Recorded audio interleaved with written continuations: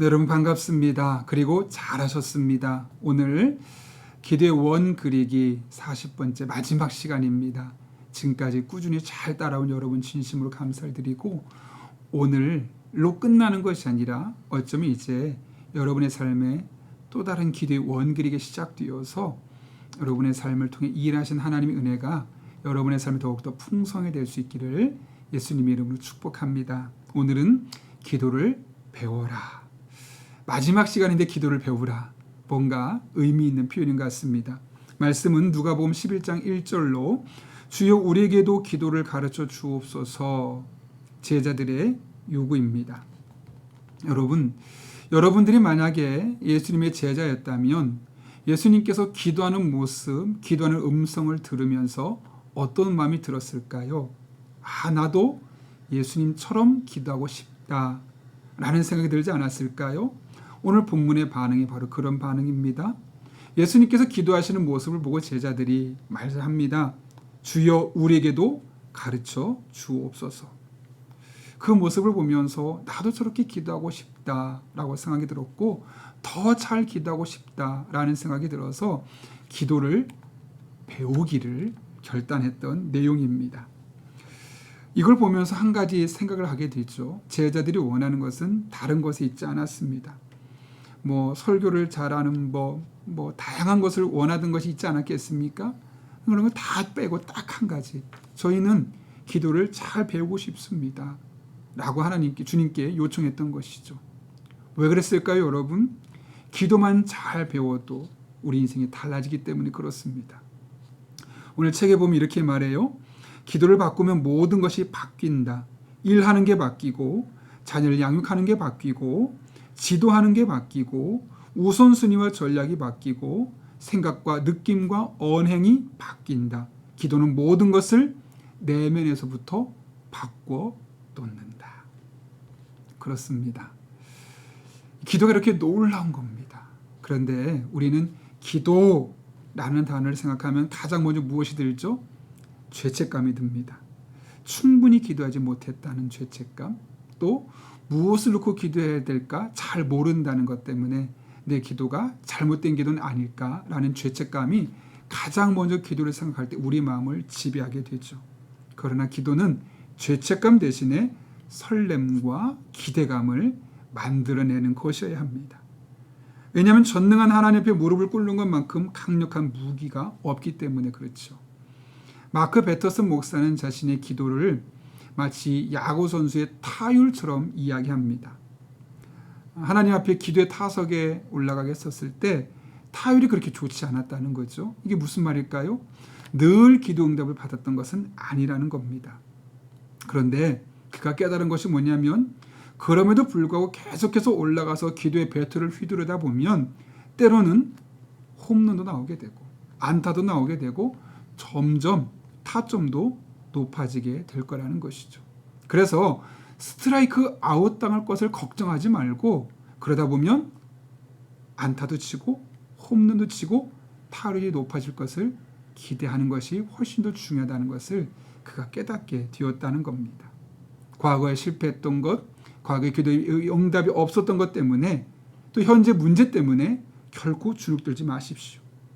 예수님의 제자들이 예수님께 요청했던 것처럼 기도를 가르쳐 주십시오. 무엇을 기도해야 할지, 어떻게 기도해야 될지 저에게 알려주십시오. 라고 말하면 예수님께서 제자들에게 기도를 가르쳐 주셨던 것처럼 친절하게 여러분에게도 기도를 가르쳐 주실 것입니다. 그러면서 우리 한 가지 이야기를 또 마크 베터슨 목사가 겪었던 이야기를 하게 되면 어느 날 하나님께 무릎을 꿇고 이렇게 기도했다고 하면 하나님 기도를 잘할 수 있게 해주십시오 라고 기도하는데 성령님께서 그의 마음에 이런 마음을 주셨답니다. 야, 너는 그게 쉽다고 생각하니? 이게 무슨 의미일까요, 여러분? 기도를 영적인 언어라고 생각할 때 우리가 일반적인 언어를 배울 때도 금방 배울 수 없죠. 시간이 필요하죠. 금방 유창해지지 않습니다. 기도 언어를 배우는 것 또한 마찬가지입니다. 힘들고 또 시간이 필요합니다. 그러나 반드시 언젠가는 유창해질 때가 있습니다. 그런 가운데 우리가 한 가지 더 기억해야 될 것은 기도의 1차적인 목표는 무엇을 기도할지를 기도하는 것입니다. 우리의 요구사항, 원하는 것, 도와주세요, 해주세요, 만족시켜주세요. 그가 기도의 1차적인 목적이 아니라 하나님 앞에 나가서 하나님이 요구사항이 무엇인지를 받아오는 것. 이것이 바로 기도의 1차적인 목표라는 것이죠. 그런데 도대체 무엇을 기도될지 모르겠다라는 순간이 떠오를 때가 있고 그런 상황에 종종 맞닥뜨리게 될 것입니다. 그럴 땐 여러분 성경으로 돌아가십시오. 성경 말씀을 펴놓고 하나님이 할 말을 떠오르게 하실 때까지 계속 읽어보십시오. 그러다 마음속에 기도하고 싶다. 하나님 마음이 이런 것이구나 라고 깨달아지면 잠깐 멈추고 하나님 앞에 기도를 시작해 보십시오. 그러면 하나님께서 더 깊게 넓게 기도하게 될 것이고 마침내 그런 기도를 통해 하나님의 은혜를 경험하게 될 것입니다. 로스 힐이라는 사람의 이야기가 이 책에 기록되어 있어요.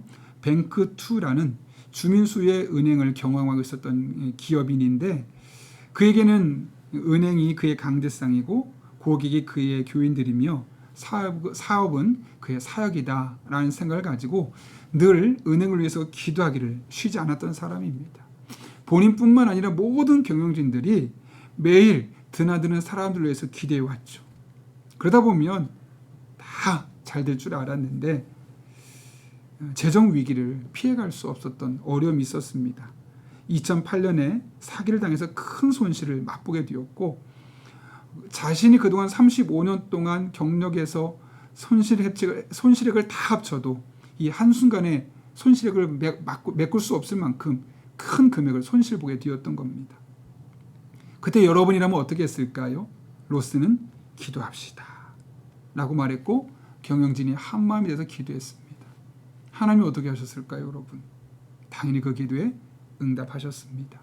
1년 만에 아메리카 뱅킹 저널에서 미국 내 최고의 지역 은행으로 선정되었고 10년이 지난 뒤에는 대출액이 무려 10억 달러에 달하는 그런 굴지의 은행으로 성장하게 되었다는 것이죠.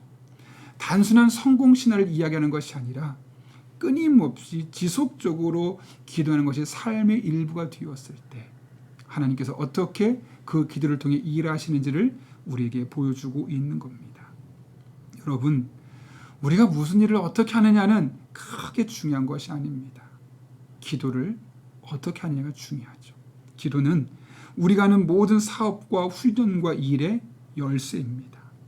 하나님의 기름 부으심은 목사에게만 한정된 것이 아니라 하나님의 은혜는 누구에게나 받을 수 있는 것이죠.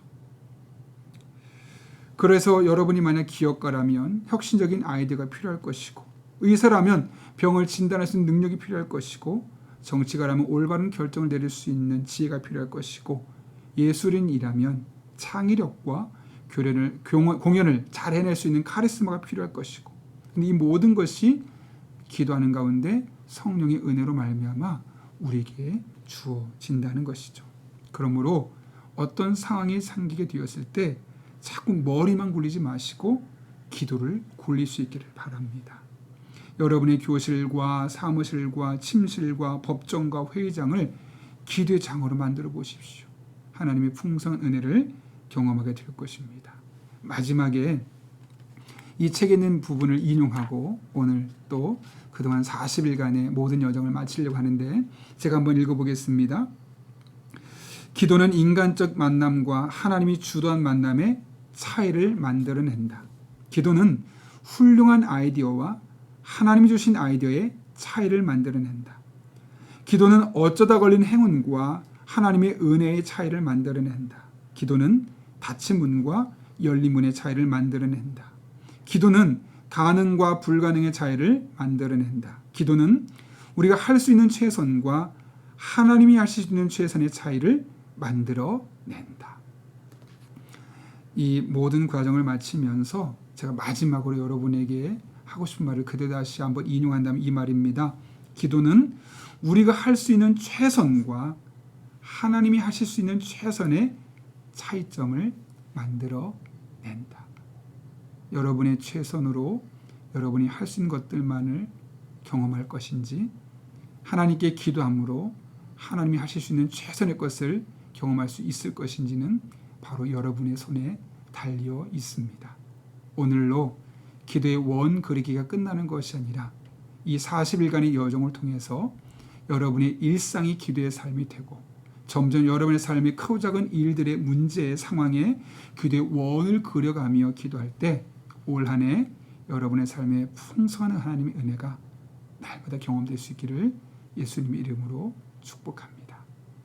여러분 수고 많이 하셨습니다. 제가 기도하며 그동안의 여정을 마치도록 하겠습니다.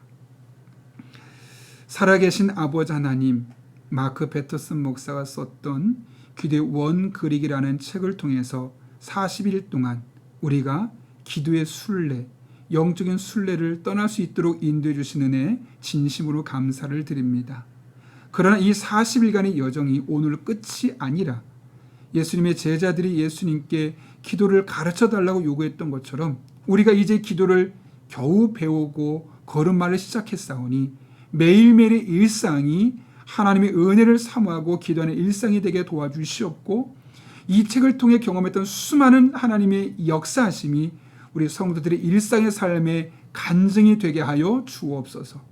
크고 작은 문제가 있어 힘든 시간을 보내고 있는 성도들의 마음을 위로해 주시고 몸이 연약해 답답한 상황 속에 놓인 성도들의 영적인 또 육체적인 건강을 치유해 주시고 하나님 그렇게 올 한 해 우리 성도들의 삶에 하나님 만난 은혜 고백과 간증들이 넘쳐나게 하여 주옵소서. 예수님의 이름으로 기도하옵나이다. 아멘.